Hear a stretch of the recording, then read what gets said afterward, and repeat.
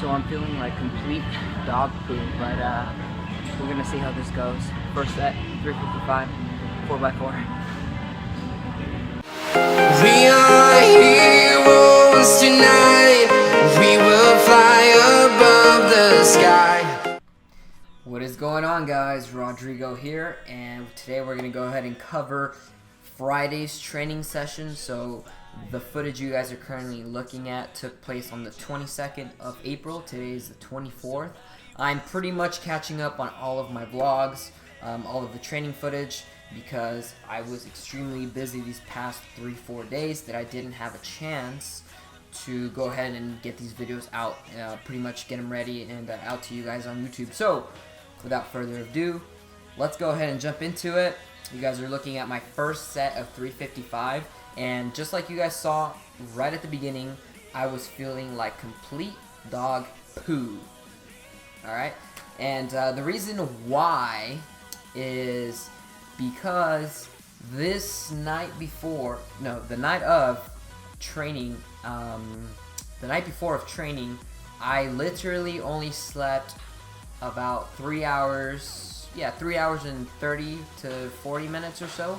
I kept hitting the snooze, so I can't remember, but I had a huge exam that I had to wake up extra early to study, so I had I don't want to say zero sleep, but I had very little sleep going on.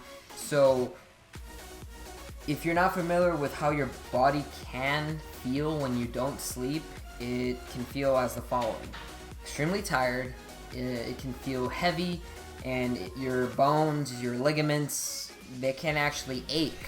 So especially if you trained pretty intense the day before, which I didn't, thank goodness, because I would have felt worse. But essentially I felt as if a train hit me. So when I unracked 355, it felt like a 450-pound squat, and it was terrible. So I knew it was going to be a rough day. And you guys might think, hey, the sets don't look so bad. They look pretty smooth, pretty consistent. I want you guys to take a very good look at this set right here. This is the last set.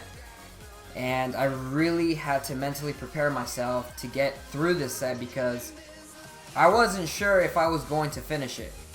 I told myself, okay, maybe I should just cut the last set and call it a day and move on to deadlifts, but I didn't want to do that because I did that the week before because my knee was bothering me. And as far as my knee goes, I am a little bit more cautious of that as opposed to me just being fatigued, because fatigue, I can, mentally overcome it, to a degree.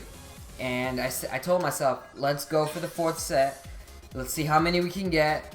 Let's make sure that we are as cautious but as focused and strong as possible.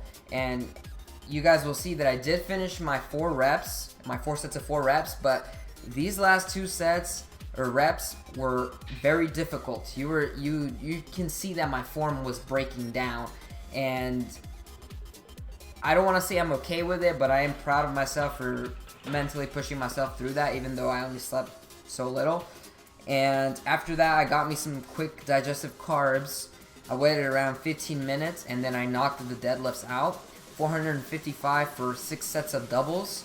These did not move fast at all. I am not fast with conventional deadlift anymore.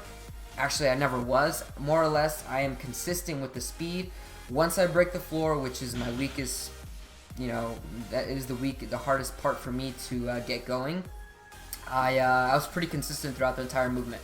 Lockout was smooth. There was obviously no hitching because I don't really hitch. I've never really hitched, actually. And I don't mean that as to bolster my ego. I just literally never hitch. If I can't get the deadlift, it's because I can't get it off the floor, and that's it. Once the bar reaches my knees, it's over. It's locked out.